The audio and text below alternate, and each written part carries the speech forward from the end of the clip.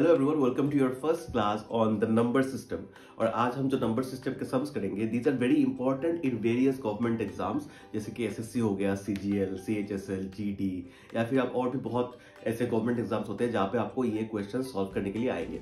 So we are going to learn the first concept. This is the first class of the number system. तो चलिए start करते हैं आज का first सम। तो द फर्स्ट सम जो आज हम करने वाले हैं, you can see this on the screen. The question is when an integer n is divided by 5, the remainder is 3. What is the remainder when 8n is divided by 5? तो how do we approach this sum? इस sum को start कैसे करें? तो यहाँ पे बोला गया है कि जो नंबर n है उसको जब हम 5 से डिवाइड करते हैं तो उसका रिमाइंडर 3 आता है। ठीक है, उसका रिमाइंडर 3, मैंने प्लस क्यों लिखा? We know the remainder theorem. Remainder theorem क्या होता है कि dividend is equal to divisor into quotient plus remainder. ये होता है हमारा रिमाइंडर थ्योरम। अभी रिमाइंडर थ्योरम में ऐसे क्वेश्चंस जब पूछे जाए आपको, जो क्वेश्चन यहाँ पे है, इस क्वेश्चन में हम क्या करेंगे, will consider the quotient to be 1।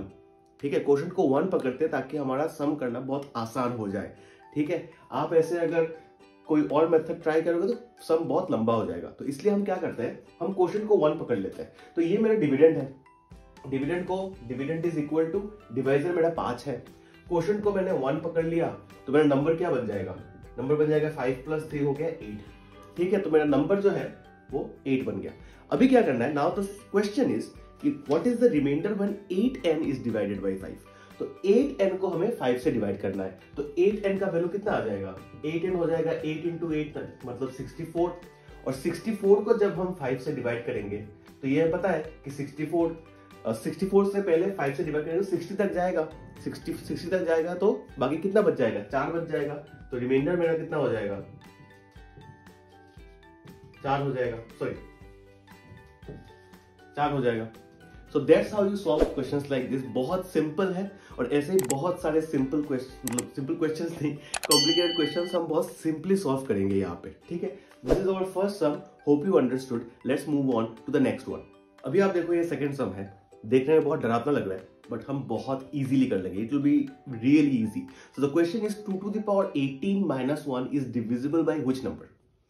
तो हम 2 to the power 18 तो निकाल नहीं सकते, क्योंकि वो निकालने लग गए तो भाई पूरा टाइम चला जाएगा। तो हम क्या करेंगे, 2 to the power 18 है और -1 है। ठीक है, अब देखो इसको मैं कैसे अप्रोच करता हूं। तो पहले क्या करेंगे, 2 to the power 18 को हम क्या लिख सकते हैं, 2 to the power 6 whole cube लिख सकते हैं इसको, क्योंकि 6 × 18 होता है। और 1 को क्या कर सकते हैं, 1 को तो 1 क्यूब लिख ही सकते हैं।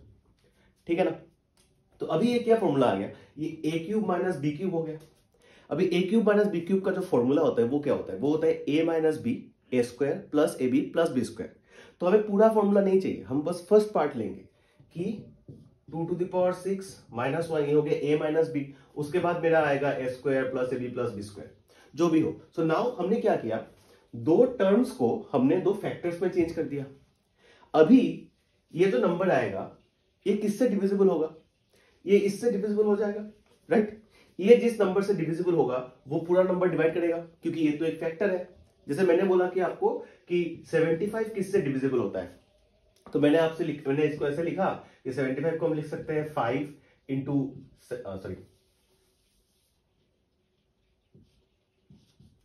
15 लिख सकते हैं इसको हम। तो मतलब क्या होता है कि यहाँ पे कि 15 को 3 डिवाइड कर सकता है ना, 15 को 3 डिवाइड कर सकता है, तो मतलब 75 भी 3 से डिविजिबल होगा। या फिर मैं ये बोल सकता हूं कि 75 को अगर मैंने 5 × 15 लिखा तो 5 × 15 को डिवाइड, ये पूरा नंबर 5 से डिवाइड हो जाएगा, मतलब 75 भी 5 से डिविजिबल हो जाएगा। मतलब क्या कर रहे हैं हम, what we are trying to do is we are trying to find the factors of this number, and if we can find the factors, that means कोई भी एक फैक्टर अगर डिविजिबल हो गया, दैट मींस ये पूरा नंबर उससे divisible हो जाएगा। तो यहाँ पे मुझे ये वाला नहीं चाहिए, बहुत लंबा हो जाएगा। I am trying to find the smallest factor. तो यहाँ पे क्या आ गया, 2 to the power 6 - 1। तो 2 to the power 6 - 1 का वैल्यू कितना है, ये इजीली निकाल सकते हैं, क्योंकि 2 to the power 6 का वैल्यू होता है 64, -1 हो गया हमारा 63। अभी ऑप्शंस में से देखिए, ऑप्शंस क्या है हमारे पास, 9, 6, 5 एंड 7। अभी 63 इनमें से, इन ऑप्शंस में से किससे डिविजिबल होता है, 7 से डिविजिबल होता है। तो आंसर हो गया आपका ऑप्शन डी, 7। ठीक है, तो ऐसे क्वेश्चंस आएंगे तो हम पहले इनको फॉर्मूला में चेंज कर देंगे। हम किस फॉर्मूला के पैटर्न में उसको लेके आ पाए, दैट इज आवर गोल। क्योंकि एक बार फॉर्मूला मिल गया तो आप अभी आपको लग रहा है कि ये तो सर 1 2 3 4 4 स्टेप का सम है, ये 4 स्टेप का सम नहीं है, स्टेप एक ही है, ये वाला स्टेप। क्योंकि आप जब इसको प्रैक्टिस करोगे देन यू विल सी कि जब आपको ये मिल जाएगा तो आपको ऑटोमेटिकली पता चल गया कि यहां से आपको सिर्फ 2 to the power 6 - 1 ही चाहिए। 2 to the power 6 का वैल्यू आपको पता है 64 और -1 कर दो तो 63 हो गया। जो 63 हो गया वो 7 से डिवाइड होगा। तो आपको पूरा लिखना भी नहीं, आपको बस ये स्टेप लिखना है, बाकी सब मेंटली हो जाएगा। और आप जितना मेंटली करोगे उतना आपका सम फर्स्ट होगा। ठीक है, moving on to the third sum. अभी देखो ये वाला। Now looking at the question, it seems such a huge question कि 2 to the power 25 plus 2 to the power 26 plus 2 to the power 27। तो since there are 3 terms, हम terms नहीं देखेंगे, हम क्या देखेंगे, हमें फैक्टर चाहिए। फैक्टर मिल गया, sum will be easily solvable। तो देखिए यहाँ पे 2 to the power 25, 2 to the power 26 और 2 to the power 27 है। यहाँ से कुछ कॉमन जाएगा? हाँ जाएगा। क्या जाएगा? 2 to the power 25 जाएगा, बिकॉज द स्मॉलेस्ट पावर है। ये मैंने कॉमन ले लिया तो मेरे पास क्या बचा? यहां से बचेगा 1, यहां से बचेगा 25 चला गया, मतलब सिर्फ बचेगा 2, और यहां से 25 चला गया तो बचेगा 2 का स्क्वायर। ठीक है, ये नहीं निकालना है हमें, ये नहीं चाहिए, ये छोड़ो, ये फैक्टर चाहिए। इस फैक्टर का वैल्यू कितना है? इसका वैल्यू 1 + 2 3 और 2 का स्क्वायर होता है 4, तो 4 + 3 हो गया 7। तो अभी देखो फिर से ऑप्शन, ऑप्शन क्या है? ऑप्शन डी, फिर से 7। ठीक है, समझ में आ रहा है? बहुत इजीली हम सॉल्व कर रहे हैं। जो क्वेश्चंस आपको पहले हो सकता था कि आप क्वेश्चंस देख के आप घबरा जाते थे कि ऐसे इसको कैसे करें, इसका वैल्यू कैसे निकालें, तो वो सब क्वेश्चंस आपको वैसे अप्रोच करना ही नहीं है, आपको अप्रोच डिफरेंटली करना है। और ऐसे ही अप्रोच हम हमारे जो कोर्स है द मैथ क्लब, वहां पे हम 4 महीने में आपको पूरा फ्रॉम बेसिक टू एडवांस पूरा मैथमेटिक्स 4 महीने में फुल ग्राइंडिंग के साथ आपको इजी ट्रिक्स के साथ आपको पूरा समझाएंगे। So if you are interested in joining the math club, you can register in the link below, वो डिस्क्रिप्शन में आपको मिल जाएगा। और हम लाइव सेशंस करेंगे विद डाउट क्लियरिंग सेशन, सब कुछ होगा। अगर आपको आप मैथ्स में वीक हो और आपको मैथ्स आपका स्ट्रॉन्ग करना है तो आप मैथ क्लब ज्वाइन कीजिए। I guarantee you the money you pay will be completely worth it. और वैसे भी आपको 1 हफ्ते का फ्री क्लास मिलेगा, तो आप क्लास करके भी डिसाइड कर सकते हो कि हाँ ये लाइव क्लास का कोई फायदा है कि नहीं। ठीक है, moving on to the next sum. Let's look into this. Question है कि if a number is divisible by 624, the remainder will be 53। If the same number is divisible by 16, then the remainder will be, I mean not divisible, it divided. If the same number is divided by 16, then the remainder is, would find the remainder। तो इसमें भी क्या करेंगे, we don't know कि मतलब ये number जब 624 से डिवाइड होता है उसका रिमाइंडर 53 होता है, तो क्वोशिएंट क्या है नहीं पता, डिविडेंड क्या है नहीं पता, तो हमें नंबर निकालना है। तो मैंने क्या बोला था just as we solve the first sum कि जब हमें नंबर ना पता हो हम क्वोशिएंट को 1 पकड़ लेंगे तो नंबर निकल जाएगा कि नंबर का वैल्यू कितना होगा, n पकड़ लिया मैंने ऐसे ही। नंबर क्या होगा, divisor into quotient plus remainder. तो डिवाइजर क्या है, यहाँ पे 624 से डिवाइड हो रहा है तो 624 हो गया हमारा डिवाइजर। मैंने बोला कि क्वोशिएंट को 1 पकड़ लो, divisor into quotient plus remainder. Remainder कितना है 53 है। ठीक है, तो आंसर कितना आ जाएगा, 624 प्लस 53 हो गया आपका 677 हो गया। अभी इसी नंबर को हम किससे डिवाइड करेंगे, 16 से डिवाइड करेंगे। तो 677 को अगर हम 16 से डिवाइड करेंगे तो कितना होगा, आप इसको डिवाइड करो 16 से करोगे तो आपको ये 6 4 जा 64 हो जाएगा, ये 64 हो गया, ये 37, 6 2 जा 32, बचा 5, तो आपका रिमाइंडर कितना होगा 5। तो इसका आंसर रिमाइंडर 5 है, तो ऑप्शन हो जाएगा आपका option number B 5 is the correct answer. ठीक है, समझ में आ रहा है? I hope it is getting really easy, because ये बेसिक सम्स है, आपको इजी लगेगा।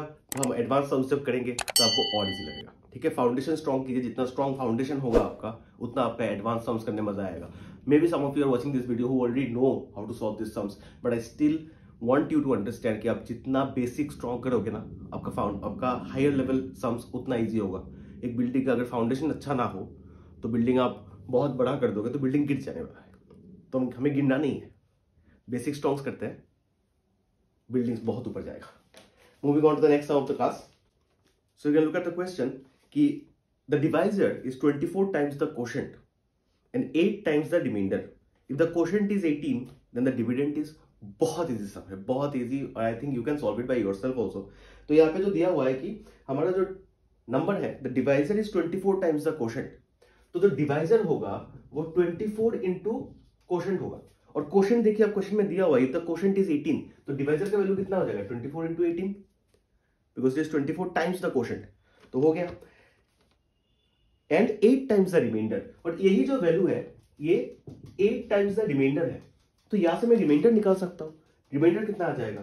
Reminder will be 2 4 into 18 divided by 8. Side change करेंगे तो 8 डिवाइड हो जाएगा, यहां से निकल जाएगा.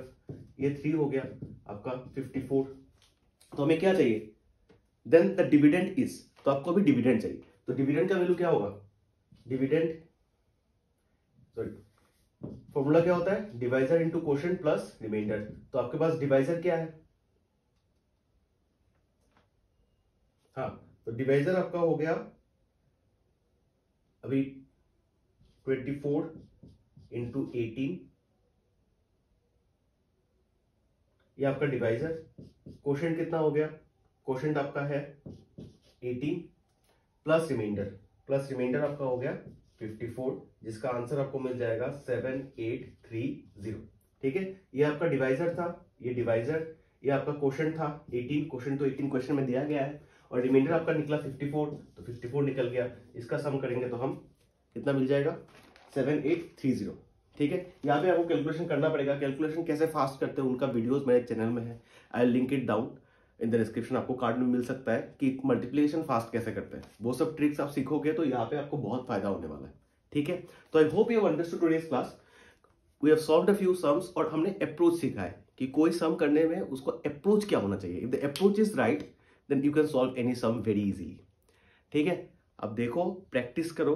आई will be adding another video very shortly, so stay tuned for that. If you enjoyed this class, make sure you hit the like button, subscribe to the channel, would be amazing. But only if you find it beneficial, then only subscribe. And one more thing, if you think I should continue in Hindi, then do comment down below that yes sir, we are comfortable with Hindi. If you think I should move on to English, then also do comment down below that sir, we prefer English, then I'll continue the class in English. Okay, so I hope you had a good time, and practice, because the more you practice, the better you are going to get. So thank you everyone for watching, and until next time, cheers.